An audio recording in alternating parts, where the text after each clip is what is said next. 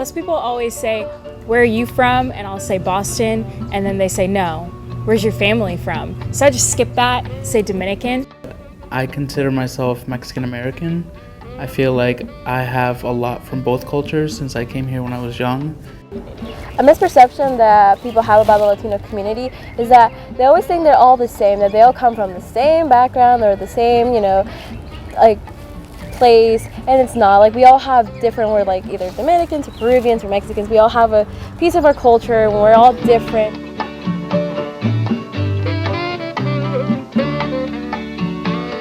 Although Latinos share a common heritage of language, history, culture, and beliefs, putting this group into one category, like Hispanic or Latino, actually lumps together a lot of diversity. These labels do not take into account one's time in the United States individually and as a group, country of origin, rural versus urban background, other socioeconomic and demographic characteristics, and extent of official welcome. For instance, since the Cuban Revolution, the U.S. government has had policies in place to support the immigration of Cubans seeking asylum, as well as an expedited pathway to legal residence and U.S. citizenship. Still, we often find it simplest to paint in broad strokes. Who are U.S. Latinos?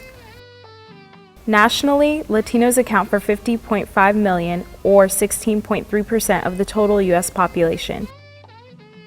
Of those, the Mexican population is the largest at 63%. Puerto Ricans make up 9%, and Cubans 4%.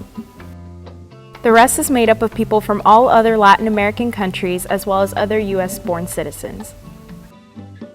The Latino population is expected to triple in size between 2005 and 2050, at which point Latinos will represent nearly 30% of the U.S. population. Where is this population? While many states in the Southwest have large populations, other parts of the U.S. that historically did not have large numbers of Latinos have seen tremendous growth since the 1990s. These are the states with the largest Hispanic population growth from 2000 to 2010 by percent: South Carolina, Alabama, Tennessee, Kentucky, Arkansas, North Carolina, Maryland, Mississippi, South Dakota, Delaware, Georgia, Virginia. This is a young population.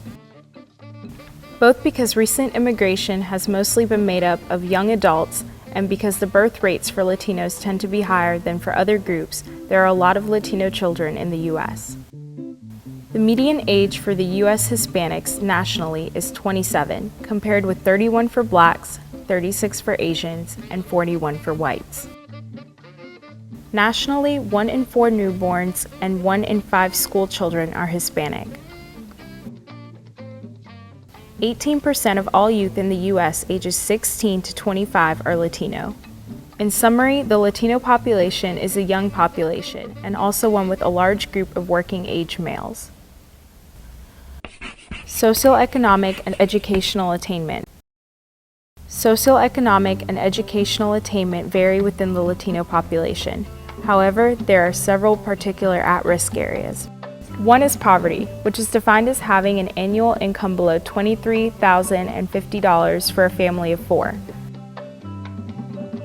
U.S. Latino children are more likely to live in poverty and twice as likely to be poor as white students.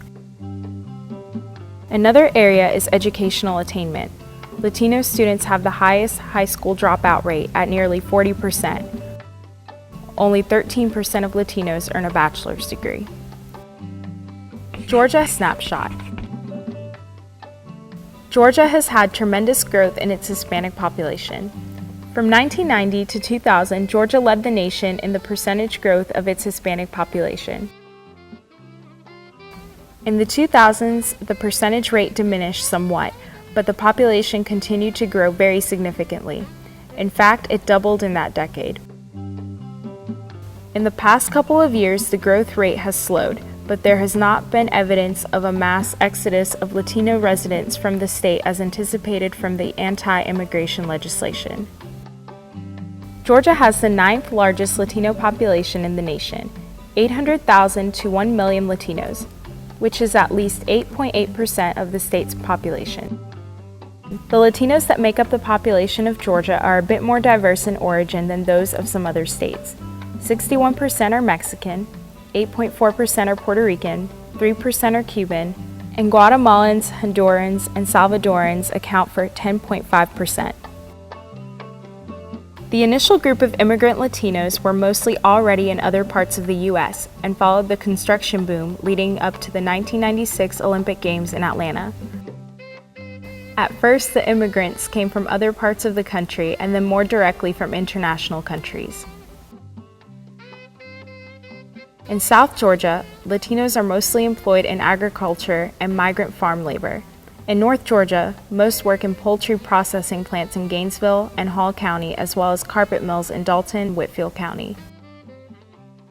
As first-generation immigrants became settled, friends, neighbors, and family members came to be with them.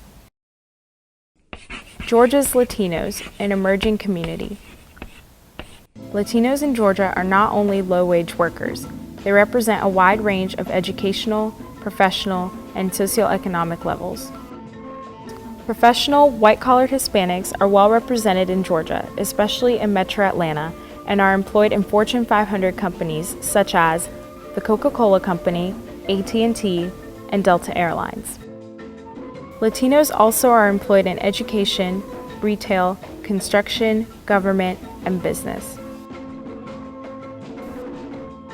AthensClarke County Snapshot.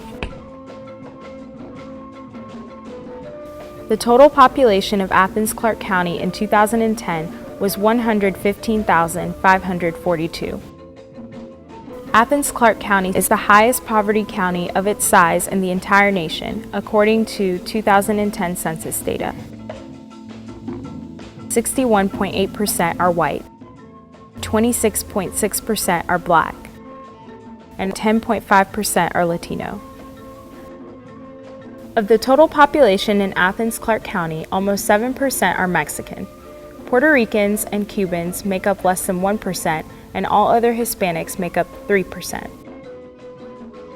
While about 10% of the overall AthensClarke County population is classified as Hispanic, since this is a young population, it is more heavily represented in school-age children.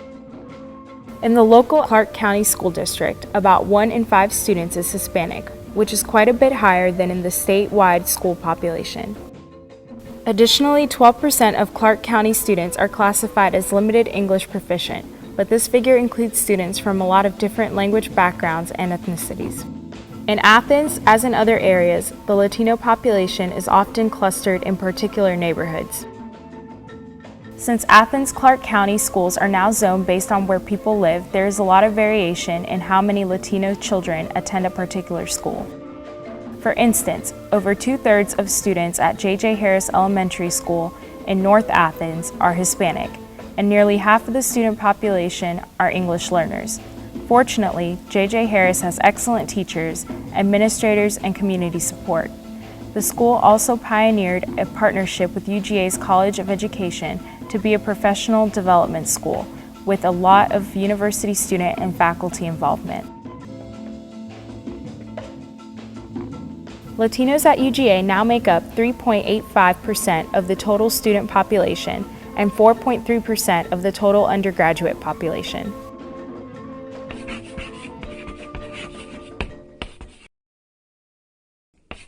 Some tips for applying what we've learned. Remember that each community is different and that these differences are influenced by many factors, including socioeconomic status, educational attainment, and the level of integration into the larger community. The emerging Latino population in Georgia may have different experiences than Hispanics in the Southwest or the Northeast.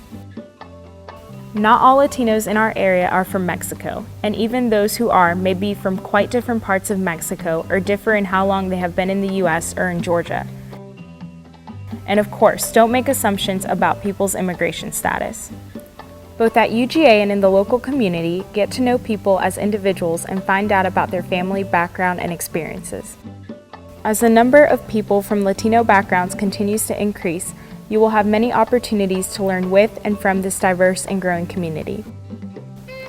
Gracias y buena suerte. Thanks and good luck.